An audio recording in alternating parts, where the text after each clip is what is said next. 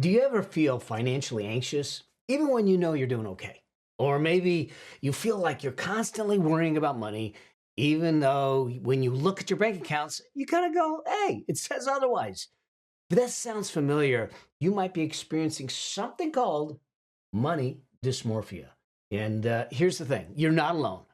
They say that one third of Americans, nearly one third of Americans, feel the same way. And 43% of Gen Z and 41% of millennials feel this way. And look, we got social media, we've got rising costs, we've got financial stress, we've got all these things that make it harder and harder for you to feel secure, even when you're sitting there saying, I'm in a good financial place. In today's episode, we're going to dive deep into the hidden struggle called money dysmorphia. I'm going to show you what it is, why it's impacting so many people, and most importantly, what you can do about it. How can you break free from the worry and start enjoying the life that you're building? If you've ever caught yourself worrying about your finances, even when you know you're in good shape, listen, you're not alone.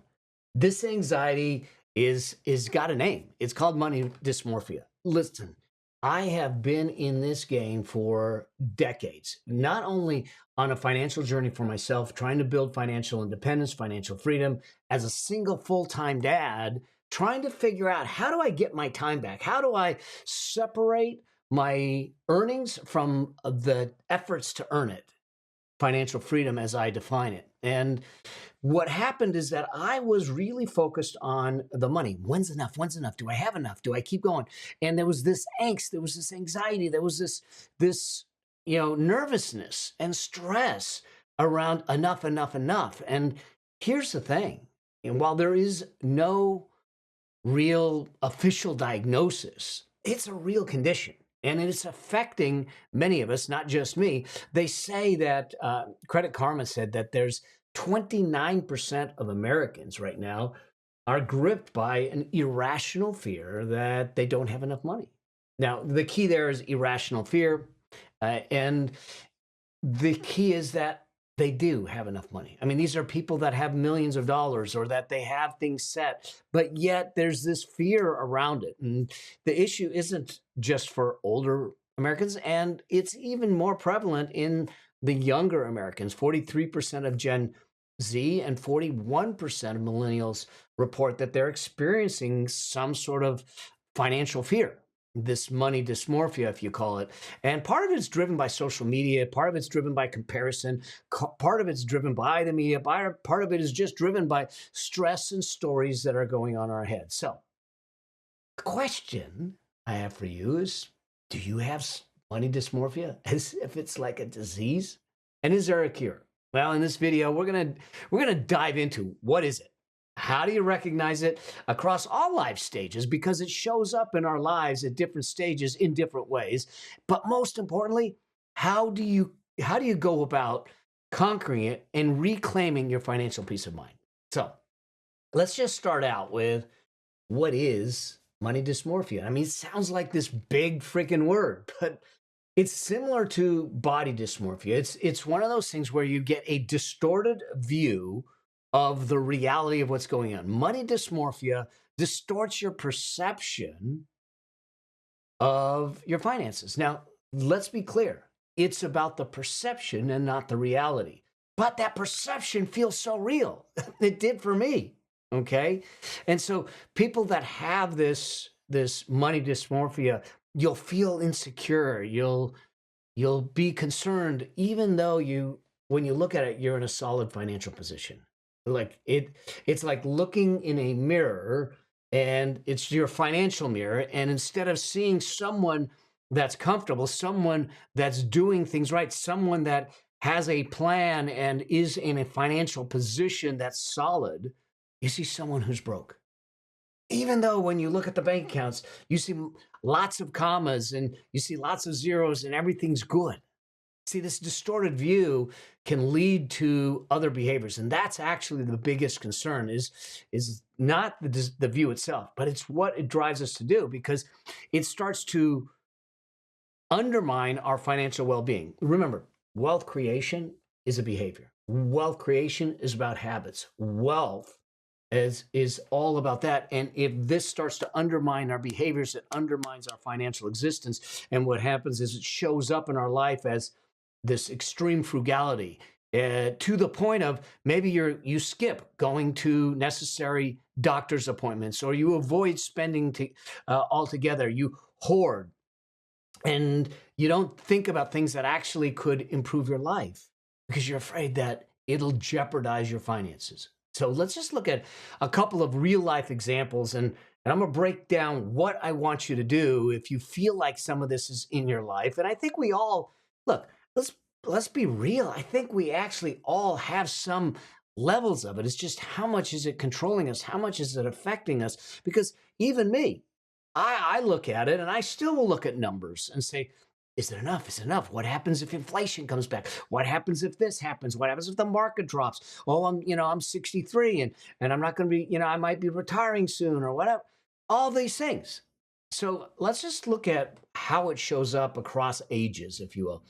And these are real scenarios. Obviously, names change to protect the innocent, but imagine a 70-year-old retired woman who has over $1 million sitting in a savings account. So we're talking about $1 million in a high yield savings account, not including investments, pension, home, and all that stuff. Yet she's refusing to replace her worn out furniture. But even worse, she's refusing to travel to see her grandkids because even though she's had conversations with her advisor, she's afraid of spending too much and outliving her money. I remember my mom when she was alive. We just lost her about this past September, and she was 91 years. She would constantly, at least once a month, say, "How am I doing my money? How am I doing my money? How am I doing my money?" Now, I controlled all of it for her. I took care of it for her. And I would joke around and say, oh, they're going to throw you out in the streets. They're going to throw you out in the streets, which probably wasn't the nice thing of her son to do. But bottom line is that was this constant angst that, oh my God, what happens if I outlive it? What happens if I have something that I need? Or let's look at another one. This person was a 62-year-old man. And he actually needed a medical procedure and he kept postponing it. It was a minor medical procedure, but he kept postponing it because he thought it would deplete his retirement savings. And he thought, well, if I just postpone it, it'll grow more because it's invested.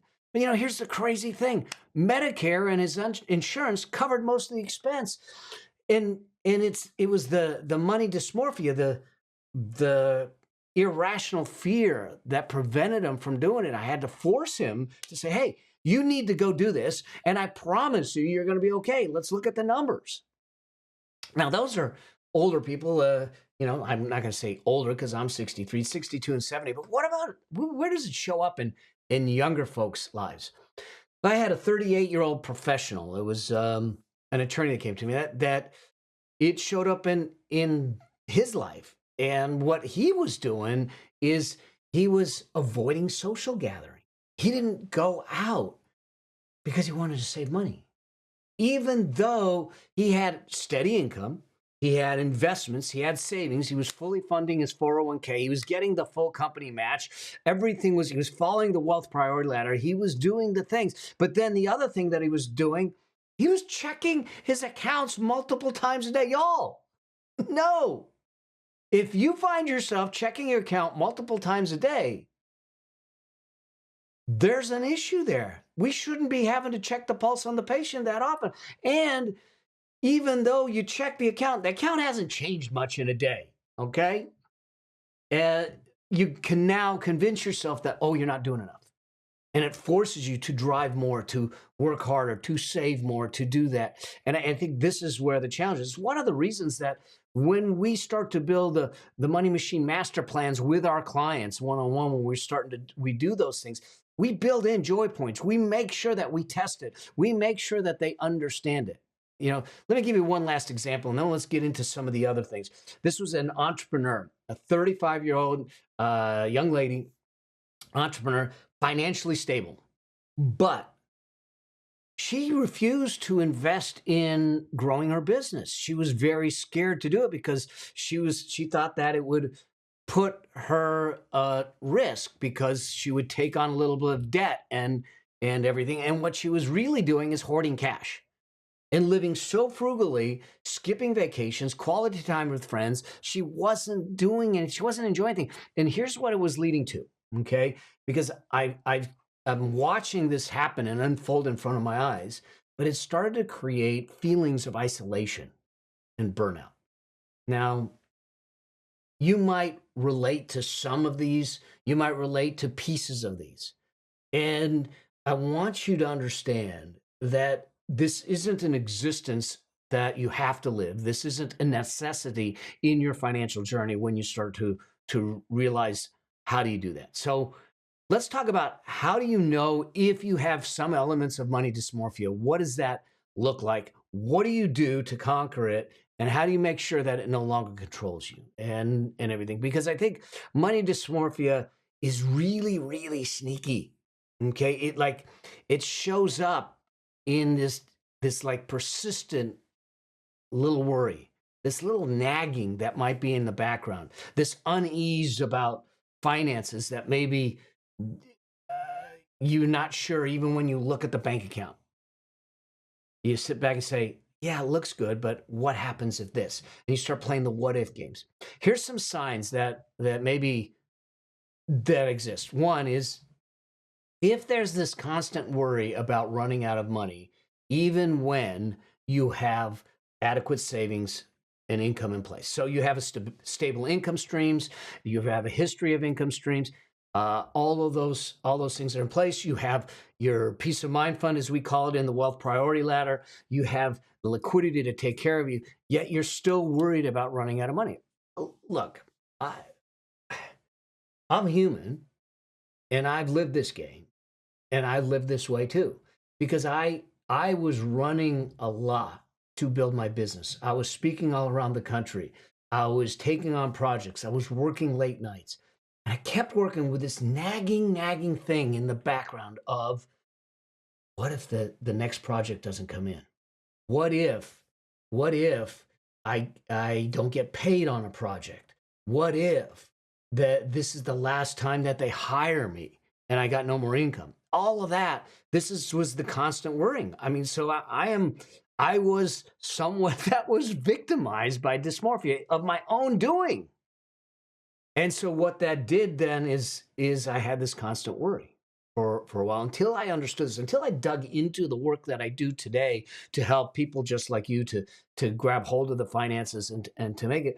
I didn't understand some of the elements of it, but it led to maybe the second characteristic of reluctance to spend, on necessary things. Like I literally heard about someone that would wear layers of jackets indoors instead of turning on the heater. They lived in the Northeast, which gets really freaking cold out there, okay? And would not turn on the heater, but would wear layered jackets indoors just to save money. This reluctance to spend. Maybe you're going to that perspective.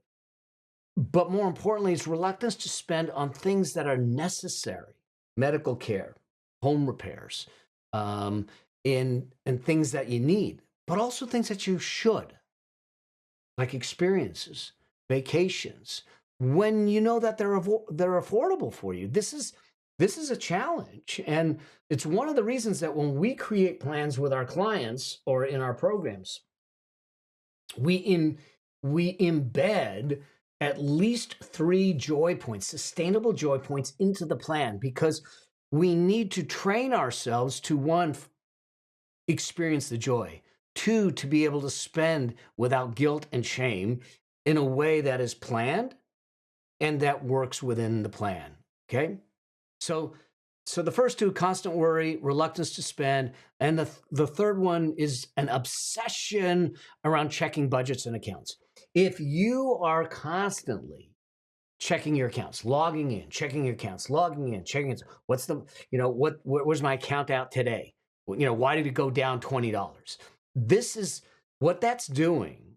Is it's leading to feelings of guilt. It's leading to stress. It's leading to angst around small items, small expenses. Like you're standing in line, and I know that, my dear friend talked about the latte factor, and I think it's taken out of context. But if you're at a point where you're in line stressing about the croissant you're going to get because of the cost of it, we might have an obsession about something. Now, maybe we should be stressing about the croissant, and should we be eating that first? I don't know. But the bottom line is this: if there's this obsession of constantly checking budgets, checking accounts, there is there's an unhealthy element to it if we're doing it too often. Okay. It leads to the fourth thing that I think is a sign that might be there, and that is the inability to enjoy financial achievements. This one's huge, especially for entrepreneurs out there. When you pay off debt, when you hit a savings goal, when you get a raise, and and you do and accomplish a milestone, do you celebrate it? One of the things I'll do with clients when they get a windfall or they get a bonus, I don't want them to put it all away. I want them to put the majority of it away, but I want to make sure that they always take a slice of it off for celebration. We have to enjoy the journey to financial freedom. Otherwise, we'll never enjoy the destination of financial freedom because we don't know how to. We didn't train ourselves to. All we trained ourselves to was to hoard, save, accomplish, acquire, achieve. And I mean, there is joy in it, but there isn't sustainable joy in it because once you looked at the number, then what? If the number doesn't go up every day, it's stressing you the hell out. That's the thing. So if any of these sound familiar, there may be some elements of money dysmorphia at play here. And it impacts you no matter what age or stage of life. Think about this. If you're an older adult, and I'm not going to try to define older adults because I don't want to put myself in that category, but the thing with older adults, especially when you start to transition into retirement where there is fixed incomes and we don't have a lot of income coming in, or we're not earning income anymore, you feel financially constrained.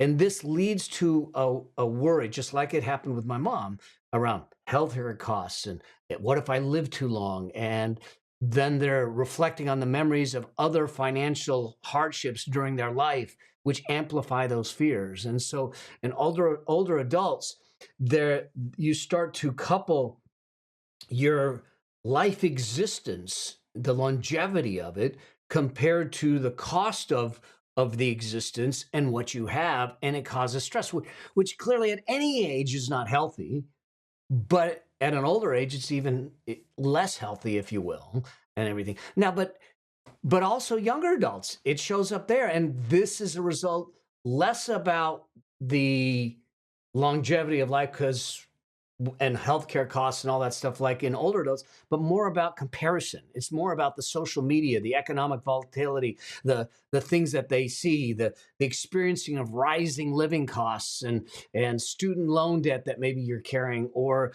there's an instability in the job market. And so you've got this insecurity around your future and what it holds for you. And so you've got this pressure of keeping up, and all of this starts to lead to irrational financial fears that end up in a situation where you start to not go out with your friends, not spend any money. Now, I'm not saying to go spend. I am saying to do it with a plan, follow a system, follow a process. If you don't have one, get my book, Building Your Money Machine, because it will give you the whole recipe to move to financial freedom and do it the right way.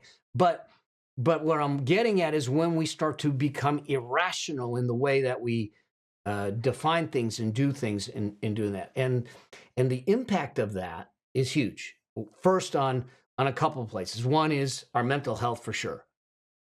Constant financial anxiety. 72% of the people say, American Psychological Association said 72% of the people are stressed about money, and 22% are extremely stressed about money. Your mental health is affected by this. Financial anxiety will lead to chronic stress. It'll lead to lack of sleep, which leads to other things. And in severe cases, it can push you into depression and anxiety disorders and other elements that affect our mental health, guilt, shame, low self-esteem, you name it, it gets attached to the finances if we're not careful and allow that financial anxieties to live in our life. So mental health is affected. Financial behaviors are affected. Believe it or not, what it does is money dysmorphia will get people to become impulsive with their financial decisions. So you'll either go to one extreme of overspending or the other extreme of underspending and avoiding investing, and it can lead to debt and credit troubles. It can lead to bad emotional decisions around money because of the stress that's driving it. And then the fourth place that it impacts us is in our relationships. You start to separate yourself. You avoid social events. Maybe you avoid family gatherings. There may be other reasons to avoid family gatherings, or experiences and what this does is it starts to create this feeling of isolation and strain in personal relationships. Friends don't ask you to do things anymore. They say always he or she's always going to say no. Family may feel pushed away. And listen, as much as we like stuff, we're human beings and we need human connection. And if the money is getting in the way, or the stress around the money is getting in the way of our ability to connect with people, to connect with experiences, it's a problem. It's a problem. I truly believe that financial wellness is the missing link between mental wellness and physical wellness. Because until we get financially well, we can't get the other two, which is the fourth element. Your physical health starts to get impacted because you start to make fear-based decisions, postponing medical treatments, possibly neglecting health-related expenses. Maybe you don't join the gym and you don't work out now because of it, that have lasting long-term effects on your physical well-being if we're not careful. And so I think it affects people at all income levels and all areas of life, no matter what your economic struggles are, whatever, no matter what your past financial hardships are, especially when you start to look at comparison in the social media world, swiping up the perfect lives of people on social media and in the media. So how do we deal with this and not allow it to control our lives? I think that there's a couple things to do. And if we're going to address it, I think the first thing to do is to acknowledge it, to simply say it is, to acknowledge the fear. That's the first step, is to recognize that there's some irrational nature to the fear. And the way I will have people do it sometimes is to write down their thoughts, write down their emotions, write down what they're feeling, to start to track and see the patterns of fear-based decisions or behaviors that might be in play. Okay? Because it's going to help you when you start to do that.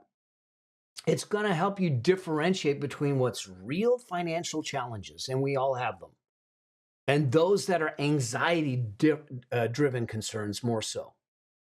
Like, I hear people, well, if I invest in the stock market, I could lose everything. Okay, now, if you invest in a single company, yes, you could lose everything because a company can go under. But if you invest and follow the investing rules that I have in place, and you're investing in a diversified portfolio the proper way, maybe you're invested in an ETF that's got 500 or 1,000 companies in it. Surely a couple of them are going to go to zeros. Surely a couple of them are going to go that aren't going to go so well. But the majority of them are going to do fine. And in fact, the stock market goes up 8 out of 10 years. And so when you start to look at it and say, am I allowing something that's completely irrational? Like, I invested in 500 companies, all of them go to zero. Y'all, if 500 companies on the stock market go to zero at the same time, say the S&P 500, the biggest companies, if that happens, we're living in Armageddon. Something else is going on, and we're we're having to deal with that. So it's those kinds of things that I think that we need to separate from true, real financial challenges to something that's anxiety driven, but not founded in the reality of what's there. So the first is acknowledging the fear. And the second will help with that, and that is to make sure that you educate yourself and get and increase your financial literacy. That means that you get books like mine, Building Your Money Machine. You listen to shows and watch shows like mine, Building Your Money Machine. Doing that to be able to raise the level of knowledge and understanding. Listen, this is what happened with me. I had an unhealthy anxiety around finances, especially as a single full-time dad trying to take care of Jeremy when he was, 5.5, 6 years old. I had this unhealthy obsession to try and do it, but I was jeopardizing my relationship with him, which clearly he drew a picture which kind of woke me up. But also, it was unfounded and unrealistic because I thought there was this extreme. I was either going to go to the moon and be showered with all these gifts, or I was going to the core of the earth and lose everything. No, it's not realistic. But once I understood the principles, the simple money principles that I now teach, and I understand how the market works, how investing works, how to do it the proper way, the level of fear dissipated. When the market drops, I'm good because I built it properly. So first is acknowledge the fear. Second is to increase your financial literacy, your understanding, okay? Get curious about it. Third is to work with an advisor. Now, I'm not saying to hire an advisor. Let me just change it. To work with a coach, someone that has been there, done that. One of the biggest things that I do with my clients, especially my one-on-one clients or my group clients, is me giving them a rational perspective of what's going on in their financial life. Because here's what we know. You're living your financial journey, and it's only one financial journey. Now, I have lived my personal financial journey. It's only one financial journey. But I have lived hundreds of other financial journeys through my clients. So I've got hundreds of financial journeys under my belt. You're on there, and you're on your first. So I can bring hundreds of financial journeys perspective to you, to your life. And so when you get someone that is a financial mentor, a money mentor, a financial coach, an advisor that is going to help you, one, understand how the numbers work, how the markets work, and do that. And then two, help you build a plan. It's one of the reasons that we do the Money Machine master plans with our clients, is they get the plan, they get to stress the plan, and they say, well, what if inflation comes back? Well, we tested it already. Here's what happens. What happens if the market drops 20%? Well, we tested it already. Here's what happens. So you check it and you test it, and we test over and over again to give them the comfort that they have a plan in place that has a high likelihood of success. And it gives you the opportunity to know your finances. And so having someone in your space and place to do that. The next one, number 4, is to automate it. Okay? Automation takes the emotions out of the decision-making process. So automate your bill pays, automate your investing, automate your savings. Take the decision out of it. Allow it to just go on autopilot.